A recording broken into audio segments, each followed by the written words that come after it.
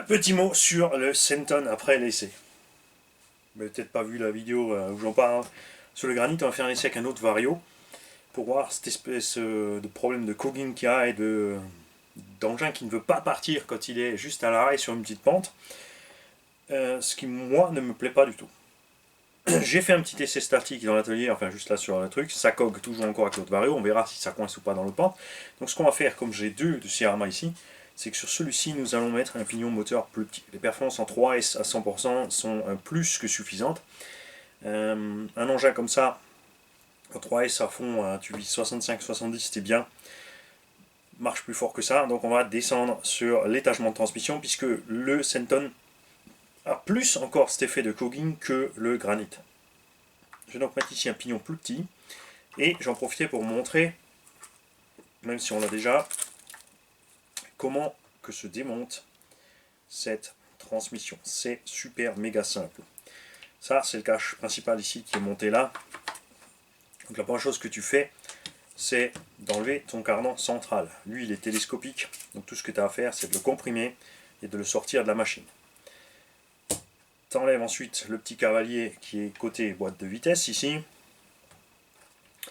Et tu as ensuite cette languette là et une seule et unique vis en dessous en plein milieu. Tu enlèves cette vis en dessous en plein milieu qui te permet d'enlever ce patin là, la pièce rouge qui glisse sur le côté. Tu dois la pousser vers là, tu peux la laisser ici après le velcro.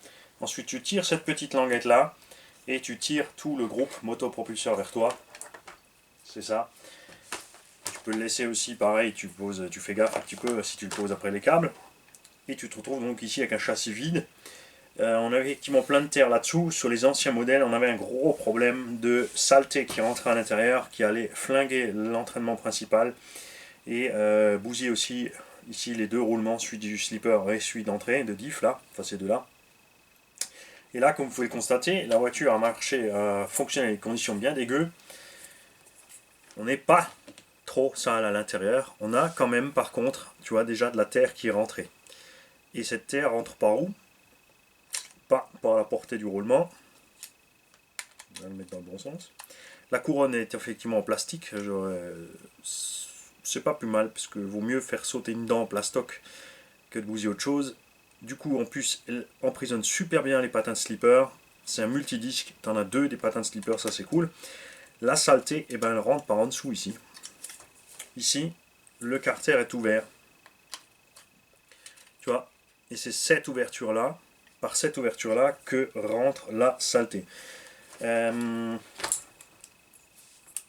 pense qu'il aurait mieux valu que Arma ferme complètement ici ce boîtier, quitte à remonter un tout petit peu la transmission. Après il n'y a peut-être pas la place, alors creuser un peu plus le châssis, mais fermer ici cette transmission, plutôt que de faire cette jonction ouverte entre le châssis et la transmission. C'est là que toute la saleté passe. Ou ce que nous on va essayer, ce qu'on a la place, c'est de mettre du Gorilla Tape par-dessus, ici. Il sera coincé en dessous. Évidemment, ce qu'il ne faut pas, c'est qu'il se prenne sur le pignon et qu'il soit emberlificoté dedans. Donc on va tester, on verra bien ce qui se passe.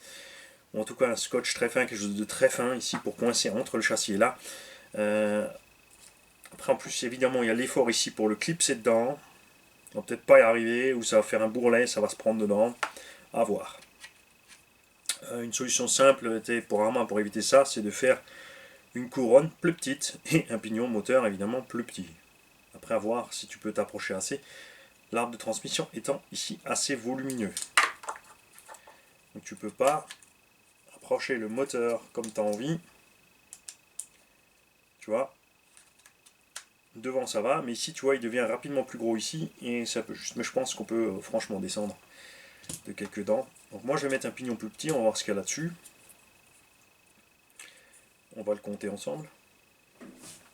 Bougez pas. Alors, 1, 2, 3, 4, 5, 6, 7, 8, 9, 10, 11, 12, 13, 14, 15, 16, 17, 18, 19, 20. On recommence, parce que je ne sais plus si j'ai compté la première avec où j'ai le doigt ou pas. On va compter 100 là où j'ai le doigt. 1, 2, 3, 4, 5, 8, 9, 10, 11, 12, 13, 14, 15, 16, 17, 18, 19 et 20. Il y a 20 dents sur le pignon, c'est fou. Je sais pas combien sur la couronne, j'ai pas envie d'aller voir la notice. Donc là, on va descendre, franchement, on va voir ce que j'ai, parce que j'ai pas forcément peut-être le bon pignon. On va essayer de descendre, on a 20 dents, à 15 ça va traîner, c'est sûr, mais peut-être 17. Ou alors est-ce qu'on va carrément aller à 15, on va mettre 3S, on va rester à 100% en 15, voir ce que ça donne niveau perf. Pour les gourmands de performance, évidemment, pas besoin de toucher. Vous laissez ça, vous mettez 3S, vous mettez 100%, et vous gazez. C'est sûr, il peut le faire. Mais moi j'ai bien envie de gommer ce petit octage au démarrage là. Et là maintenant j'ai un terrain plus petit à cause du confinement, donc je vais faire un réglage adéquat à ce terrain. C'est sûr qu'après dans un pré, on va s'ennuyer avec. Et on mettra peut-être une housse dedans, parce que la saleté j'en ai rentré. Il y en a partout. Salut. Petit ajout à une des vidéos de ce SC qu'on va faire. Très malin de la part d'Arma, regarde. On parlait de l'autre jour des butées qui ne sont pas là, ce qui fait que la roue peut descendre trop loin et arracher les capuchons d'amorto sur notamment le Traxa Slash et d'autres modèles. Chez Arma, regarde, ça s'arrête. Et tu sais où ça s'arrête? Regarde. C'est la petite protection ici, le pare-bout qui va poser sur le triangle et ça empêche la roue de descendre plus loin, ce qui est donc très malin. On va vite checker à l'avant parce qu'à l'avant c'est pas le cas. Alors regardons ça ensemble. Hop.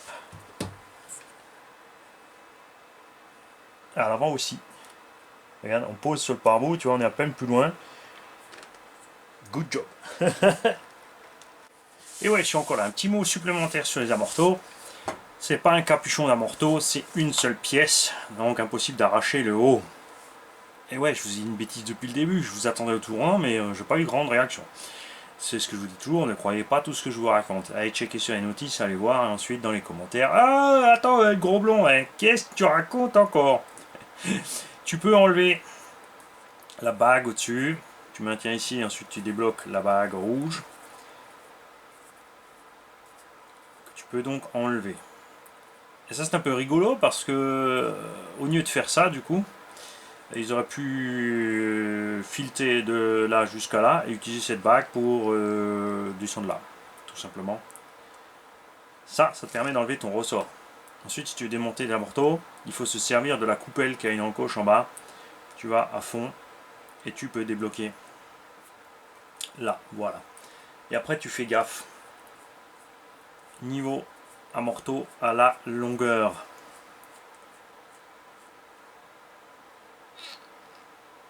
Parce que ces amortos de ce granit, enfin n'importe laquelle de sa série, de cette série, sont très longs. Regarde. Sur l'unboxing, je vais parler d'éventuellement utiliser les DB Pro, mais les DB Pro sont plus courts que ça. On a vraiment des amortos super longs, donc faites bien gaffe à la longueur quand vous choisissez vos amortos. Maintenant, par contre, que l'étanchéité est mieux faite, moi, je vais les garder, on va voir ce qui se passe.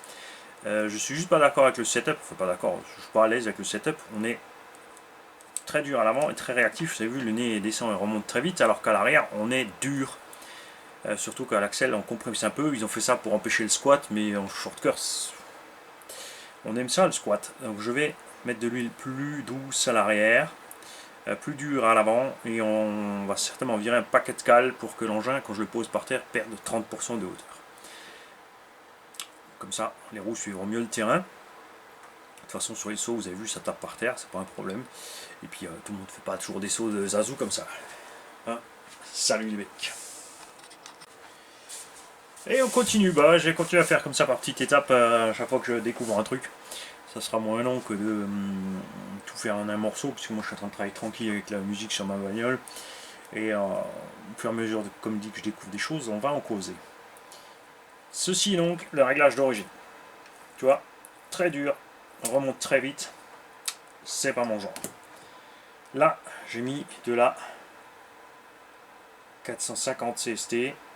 Et on a supprimé la grosse bague ici. Après avoir en statique c'est bien, sur le véhicule peut-être que sans la grosse bague ça ne suffira plus. Voilà, tu vois. Et ce qu'on va faire ensemble, c'est cet amortisseur là. Donc comme dit, tu descends, une fois que tu as enlevé ta bague en haut et tout, tu as coupé la fond, tu desserres.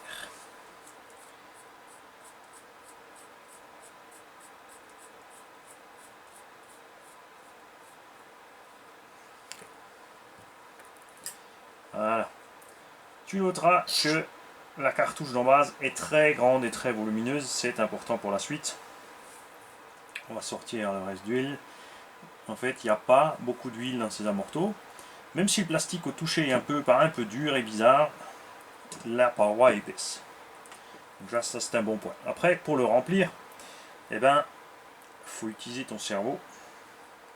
Tu remplis pas à fond parce que regarde, tout ça, c'est du volume perdu dans l'huile, donc tu ne dépasseras pas ce niveau-là. À l'intérieur, ouais, on voit le bout du filetage. On va pas en mettre trop. Alors, il faut qu'il y en ait un peu de trop. Hein. Si tu n'en as pas assez, tu vas avoir de l'air dedans. Tu as ici, regarde. Cette rainure là te sert à sortir l'air de la suspension. Donc là, tu le mets tranquillement dedans. Et tu visses et le trop plein et l'air va sortir ici. Si tu montes ça simplement comme ça, évidemment, tu vois, là c'est bon, ça dépasse. Regarde maintenant ce qui va se passer. Regarde tout ce qu'on a mis en trop, tu vois. C'est-à-dire qu'il faut vraiment pas en mettre beaucoup là-dedans. Si je comprime maintenant et je laisse comme ça, sur pression. Tu vois, pof. Et là, c'est là que tu bousilles le joint. Là, on n'a pas serré à fond pour éviter que ça arrive. Donc tu dois impérativement laisser un peu ouvert. Comprimer, regarde, laisser sortir l'air, et une fois que tu as fait ça, tu visses. Et même là, tu vois, c'est inéluctable avec, faut qu'on utilise un mot français, que tu te retrouves avec un minimum d'air dedans, en pression, ça, tu ne peux rien y faire. C'est dû à ce système, on n'a pas de membrane, on n'a pas de vis de purge, c'est d'office. Alors tu pourrais laisser un peu d'air dedans pour faire de l'émulsion, mais tu vois, c'est minime, ça va. Tu remontes, t'en ressors. Alors moi, comme dit, je vais tester ça sans les grosses bagues de calage. Voilà. On fait pas de compète, donc c'est pas la peine de peser chaque amorto pour voir si le niveau d'huile est le même, si tu as le même taux d'air, etc. C'est du loisir. En gros, ça suffit large. C'est pas la peine d'aller pousser trop technique. Sinon, vous allez voir la chaîne de Renault Savoyard. Là-bas, c'est pro technique. Ici, c'est loisir, déconnade et image réelle. Salut les mecs. Ça y est, le Senton Twice est équipé de ce carreau incassable. Vite fait, pas bien fait, c'est pas important, c'est une carreau incassable, c'est pour le bâche, on a mis des stickers pour rigoler. Le reste, il faut juste qu'elle encaisse. J'ai fait les découpes des vitres et des passages d'air, tout ça parce que ça m'amuse. C'est sûr de près, c'est moche. Tes découpes sont pas droites et tout. Mais quand tu roules, tu ne vois plus tout ça, tu ne vois que la forme générale. On a donc changé le setup des suspensions. J'ai laissé à l'arrière l'huile d'origine, mais j'ai viré les grosses cales. J'ai mis des petites cales qui sont plus livrées avec. Donc au total, on a dû enlever 2-3 mm à peine. Mais avec les grosses cales, c'était trop. Et avec juste des petites, ça ne suffisait pas. Donc je suis revenu presque au même, sans, comme dit, juste une petite cale de 2-3 mm en moins.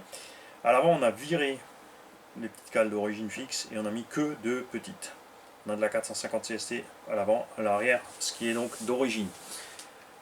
J'ai juste fait la pointe parce que d'origine, il y a une certaine quantité d'air dedans pour permettre de l'émulsion, ce qui fait qu'on a un volume constant, on n'a pas de contre-pression. On l'a vu, moi je l'ai rempli, j'ai un tout petit peu de contre-pression, mais je préfère parce que la suspension est beaucoup plus soyeuse. De cette façon-là, moi je préfère.